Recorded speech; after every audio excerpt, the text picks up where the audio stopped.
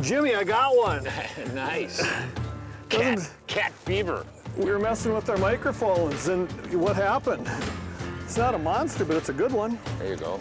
Yeah. Pretty one. Oh, Jimmy, coming up at you. Come here, buddy. There we go. Oh, come on, there we go. One on the board. Well, James Lindner and I are on the Red River of the North, just sort of above Grand Forks quite a ways, and we're going for some midsummer catfish. Kind of one of Jimmy's favorite things to do in the summer is fish for cats, and I actually enjoy it too. And we got our first one on the board here. Not a bad fish, eh? No. All right, should we let this guy go? Going in. Whoop, there's one right there. There's another one, Mike. Mike, oh, you got him? Yeah, there he goes. All right. Whoa. Well then. Whoop, there's a real one there. There's a real one. A little better. Oh yeah, this is a real dog here. Whoa. You know, every year we come up, this is one of my favorite fisheries. It really is. It's such a unique body of water. It grows gigantic catfish. For anybody who's never experienced this fishery, it's definitely worth the trip. It really is, because this is one of those fisheries that you can actually, you know, over the course of a day, we'll catch literally hundreds of pounds of fish. And I'm not kidding you, I'm serious. It's just amazing. This is one of the, absolutely the finest channel cat fisheries in North America. Closed captioning is provided by Smooth Moves, adjustable boat seat suspensions for a smoother ride. This year we had a really high water year, and what happens is this river runs north. It runs into Lake Winnipeg by the Selkirk Dam. What happens when you have these really high water years, it pulls a lot of those big Canadian fish way upriver, and that's what we got going on right now. But I do know one thing. It's fun catching these guys. It's a serious bite. Come here, buddy. Boy, you are a tough little rascal. Come here. Oh, gosh. You know, one thing that's really vitally important about catfishing in a river is being on the right line. And what I mean by that, we're still at relatively high water conditions, and as the water gets higher, the fish have the tendency to be pushed to the banks. As the water gets lower, they suck out into the main river channel. So what's really important is where you're anchoring. Right now, we're having to be spot locking, but the key is really being able to get on the right position. Getting on the right depth line is critical when you're chasing current-driven catfish. Water flow speed in any river can fluctuate day to day and hour to hour, and these fish will often reposition depending on many factors. When we first start out on a river, we often do some amount of driving and using our side imaging on the Humminbird to isolate current breaks, cover, and fish. This gives us a base point on a depth to start fishing. Once we set up and start catching fish at a particular depth, we want to replicate this in other spots as we fish our way downriver. When you look at this graphic, you'll see what I mean. We make note, was the fish in the main river channel, or was it on the next line shallower moving towards shore? Or was it up on a flat very close to shore? Simply, these are what we refer to as lines.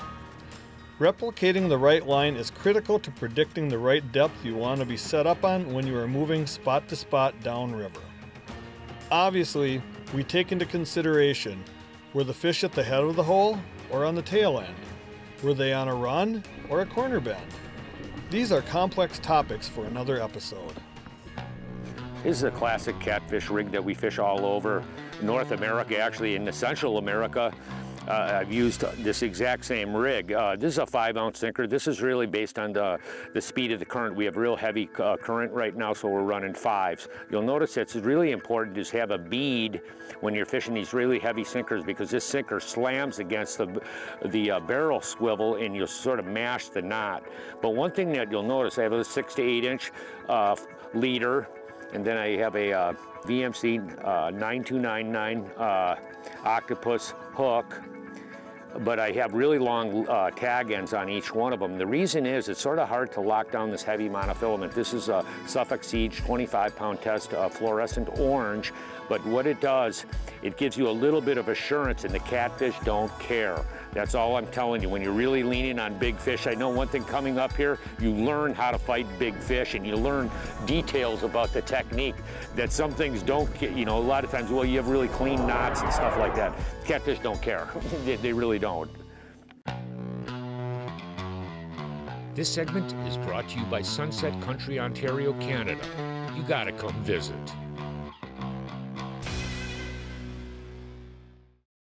Well, Jimmy, you got one over on that one too now. Look, see, that's unbelievable. See, we're dinking around, trying to get Michael, and we got another one. That's nice. The nice thing about the circle hook.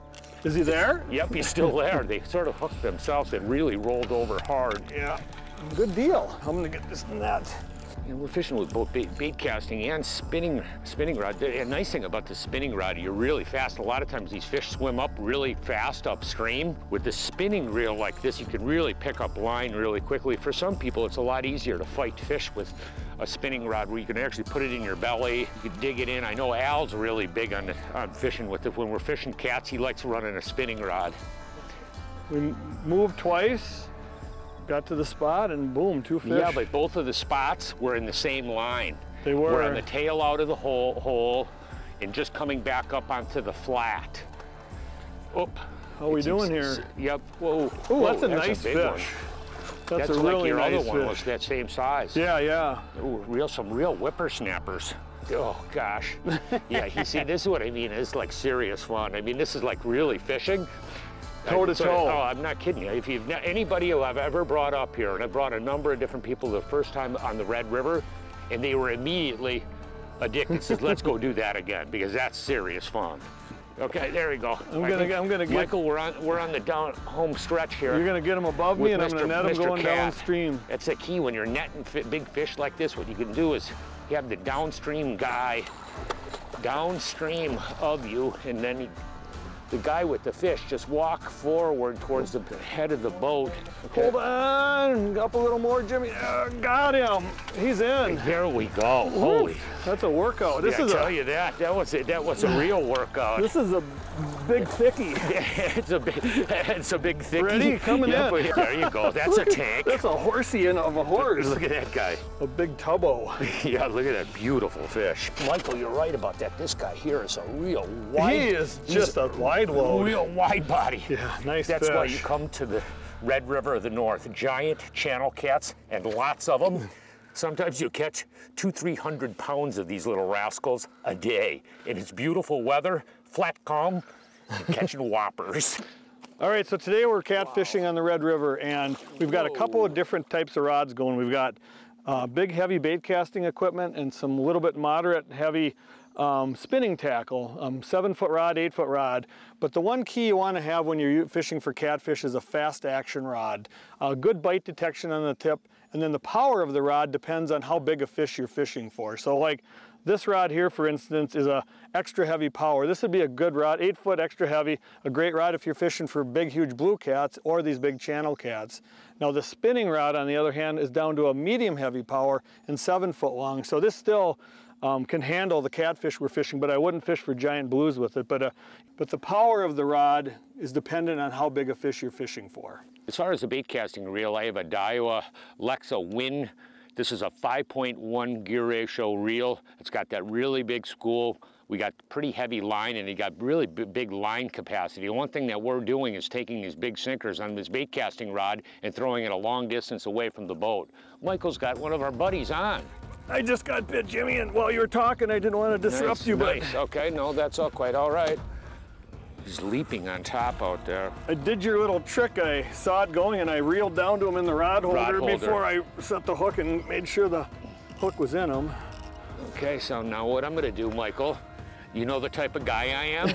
I'm putting the bait back out since he's back in range. But I'm going to throw it way out there. There you go. This is a really nice reel. This is a Procyon, Daiwa Procyon. This is a 4,000 size reel. It's got really high speed pickup, big spool capacity for heavier line. This is almost 25-pound test line. And then it's got that really fine drag. You really need that for these guys here because these dogs pull. So that was cool. I saw that tip, that fast tip, just start bending over and give enough to where I could tell there was a fish on there. Whoa. I think we got another decent one here, don't you? They're all decent. I know, that's what I mean. That's the weirdest thing about this fishery, because they average so big. I mean, like small ones are like 10-pounders, you know what I mean? Right, yeah. You know.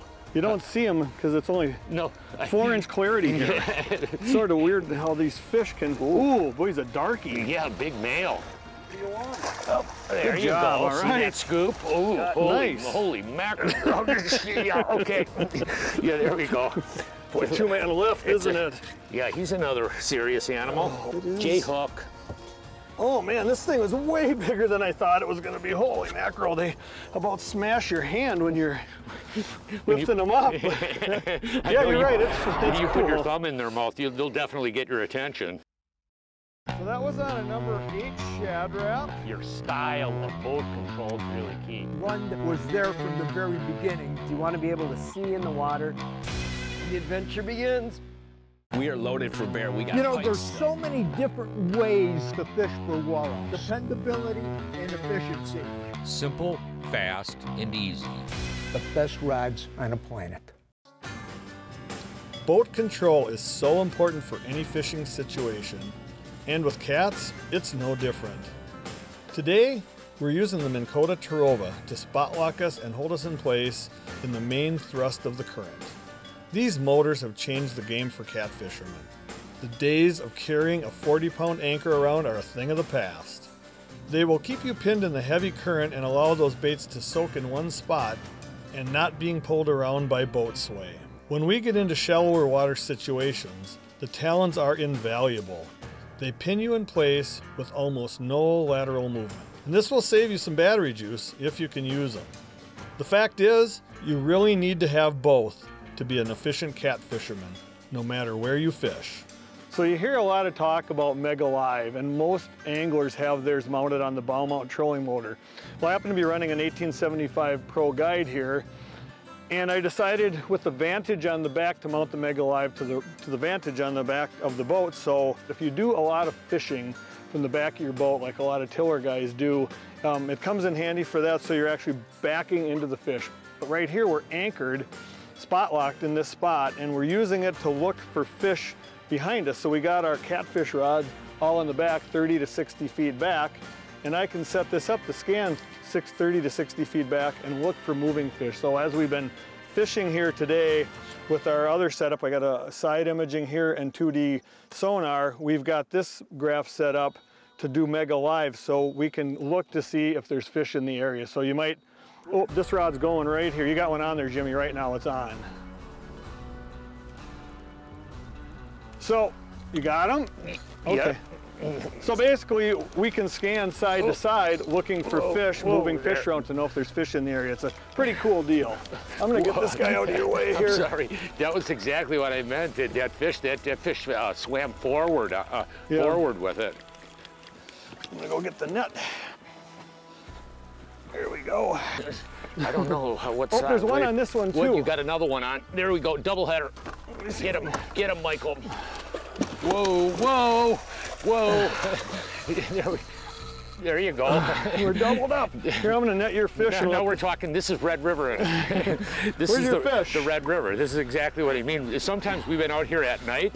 If you had 4 lines out, you can't put 4 lines in the water because you'll have fish on all of them. Yeah, we got to get this guy aboard here, Michael. I can't see him. There we go. Here's your fish. Here, okay. I'm gonna give you this net. Yep, I got it. Take this guy here. Hopefully, there we go. He forgot he was hooked, but now we got him. Okay. Whoa! Look at this guy going nuts. What size is he? Nice. A nice? Not giant. Oh, he just popped off. Okay. But we had a double header going there. Oh, come here. Almost a double header. Boy, there's a pretty one. Look at that guy there. Pretty snout. Really pretty fish. Look at that. That's a female there. It's got that sort of more sharper nose to her. We'll get her back in the water. All right, so that was sort of unfortunate. We almost had a double there. So I've lost 2 fish today, and coincidence or not, both fish were on a J hook. Now, You know, usually when you get a catfish hooked, it's hooked good, but we've had both circle hooks down and J hooks down, and the 2 fish we've lost have been on the J hooks, whereas the circle hooks, every single one's in the corner, right? I mean, they just pin them good. So coincidence or not, but that was the kind of an interesting thing. Both fish we lost were on the J hooks. So. Do you know what that tells me? What does that tell you? It tells me that when we're using too small J hooks, we got to go up to the 9.226. You go to the bigger hook, that's a smaller hook. You got to go to the bigger hook because these fish have such big jaw structure. You need the hook to match the size of the jaw structure of the fish you're fishing. Because with too small a hook, you can't get around the jaw to hook them correctly. Yeah. Good point. Really good point. They like to eat when you're throwing the right thing. You don't have all bluebird flat calm days. Just a perfect eating size fish. See, that's what I'm talking about, these dyewood drags. We got walleye stuff, we got crappie stuff, we got pike stuff. This boat is rigged up about as nice. Easy to use, and it flat out works. It's a must-have when you're talking about big waves. Well, these trout are so darn tough. This bait is legendary. You know, some important tools to have in the boat, in any boat for that matter, is what I got here, a good cutting board, good pair of pliers. This is a folding knife. This is our bait knife. This is sort of nice. This is a heavy-duty bait knife. You saw we were cutting pretty good-sized suckers up. This really dispatches of them pretty quickly. This is one of my favorite hook-out tools. This is a hook-out disgorger, and of course, a good pair of scissors. These happen to be Bubba braid scissors, and these suckers are really, really sharp. But this is some stuff that we always have in the boat, whether we're catfishing or not, I guess, you know. But these are definitely mandatory for catfishing, all of the above. He's hooked. Whoa. Oh, geez, Jimmy. Well, Michael, I think you got one on. Spinner. Hey, I get to catch one on the spinner finally. Yeah. Ooh, you're gonna have to give me a hand here. I'm with you. I'm crossing like every line over here. Okay. I think we got possibly a substantial fish on. Boy, how do you beat this for action? This is like great. It's like 2 in the afternoon, bright hot sun. And they're biting in a big way. We're on a really good line in here, boy. I mean, we got it. It seemed like they're not quite in the deep core of the river. They're sort of like off on the inside of corner bends, but we're just not quite to the center of the channel. So but I know one thing, we're not definitely on the right line because all the spots where we've been catching them, they're in the same spots. I think we're clear of the rods. You managed to keep them all out, didn't you? I might do a switcheroo with you here to walk. You know, you're gonna have to move to the forward. I'll move backward. Ooh, you got a big pinky. They're my favorites. Oh, you do. You got a great big, some of them, they got really beautiful colors. You almost get like a really pink cast to them. Yeah, I can see you working up a sweat after catching a few of these areas. Ooh, wow. Wow, look at that. Michael. Did you? I'm trying to go. I know, it's like, it's at the end of the scoop here. We're gonna get him this time. There you go. I'm trying. There, I got him. The thing is when you get real big fish like this, one thing that's really important, rather than a lot of people leverage and use the whole net, what you want to do is just drop the net down and lift it straight up. That like could be the biggest one of the day. Hey, that's a biggie. Holy mackerel. You got a big pinky. Congratulations. That's beautiful. I like when they get that pink cast on. Yeah, look at that. Some of them are still a little ripped up from spawning. A little bit, yeah. Heal up, but boy, they're really beautiful fish. The average size up here is incredible. This is like, it's been so much fun. So we're gonna let her go. Back to the depths of the Red River.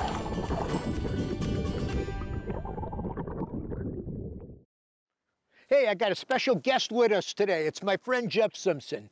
Jeff and I go way back to In-Fisherman Communications Network when my family and I owned the business. We sold that, we got involved with Lindner Media Productions, and we started the Angling Edge television series, and it's alive and well today, and a number of other shows that we produce. And Jeff is in charge of our social media area. He oversees the whole social media world that we live in today. And when we do these closes like this, Dan Lindner, my nephew, is on the camera, and Jeff have always been with me, and we pray over the opening and get a direction. We know what's right. We seek some wisdom on the stuff. And I ask him, is there anything on your heart that you might want to share with the viewers? And Jeff came up with something on his heart, and I'm going to just turn it over to you, brother. Well, thanks, Al. Yeah, the one thing I can think of that has helped me for decades is to really take conscious of and consideration for forgiving people and to forgive often, you know, and that was really handed to my wife and I before we got married, and boy, has that really paid big dividends for us in our marriage. Sometimes I step on her toes, she steps on my toes, but every day, like, we start the day off fresh, we forgive each other. And for people, you know, as we move along in life, you know, they're just people that we're humans, we're kind of a funny bunch, right? We step on each other's toes and we may offend each other, and some of those infractions can be bigger, you know, dealing with people as you go along in life, and so it takes a lot of effort for yourself to forgive somebody, but it's really, really, truly worth the effort. It's only the main person that's gonna benefit is you and me. So I honestly go through the effort, and if somebody has offended me, I will, or hurt me in some way, to go through that process of, in my head and in my heart, to forgive that person. And it may take several times, and it may bubble back up, and I really work at forgiving. And what that does is it will release you, and those open wounds will heal. You may still have those scars, but they're just scars, and you don't feel that anymore. So it's written right here in the Bible, Matthew 18:21 through 22. Then Peter came to him and said, "Lord, how often shall my brother sin against me and I forgive him? Up to 7 times?" Jesus said to him, "I do not say to you up to 7 times, but up to 70 times 7 times per person." That's 500 times roughly. So, but it pays, it's a gift from God to forgive people. Hey, simple words of wisdom that all of us have to deal with at some time in our life, multiple times. Hey, from all of us here at The Edge, have a good, safe fishing season. Thanks for being with us. Let's head to South Dakota and catch some walleyes. Sounds like a good plan.